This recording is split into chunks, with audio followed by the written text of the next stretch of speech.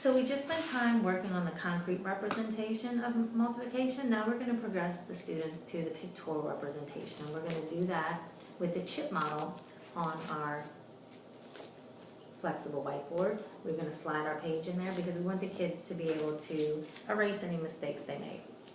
So our first problem, we want to find 4 groups of 34. In the number 34, what is the unit form? How many 10s and 1s do we have? 3 10s, 3 4 10s 1s. and 4 1s. So let's represent 3 10s and 4 1s on our place value chart. So we have 1 copy. We know we need a total of 4. So how many more groups do we need to add? 3 more groups. 3 more groups. So let's add 3 more groups of 10s, 3 10s, and 3 more groups of 4 1s. Now that we have our 4 groups of 3 10s and 4 1s, we can start finding the value of our 1s and then our 10s. So we can use skip counting like we said before because we're wanting to build fluency. Let's skip count by 4s to find our total or product of 1s. 4, 8, 12, 16. So we know that 4 copies of 4 1s gives us 16 1s. Now we can focus on our 10s and we can skip count by 3 4 times. So let's skip count 3, 6, 9, 12, 12 what? 10s. 12 10s. So we know that 4 copies of 3 10s gives us a total of 12 10s. And we're going to add our number of 10s to our number of 1s to find our standard form. But before we can do that, we have to see what's going on in the place value chart. We have a total of 16 1s, and we know we're not going to leave 16 1s in here. We need to bundle up and trade or do some shifts. So we know that 10 1s is a fair trade for 1 10. So let's bundle 10 1s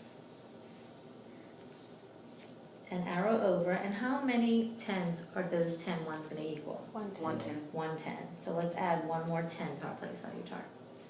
Same thing is happening here. We have to find those fair trades because we know we can't leave all 12 10s here. So let's bundle up 12 10s, or 10 10s. So when we have 10 10s, what's the fair trade? 100. We're going to regroup that as 1 100. So there's our 100.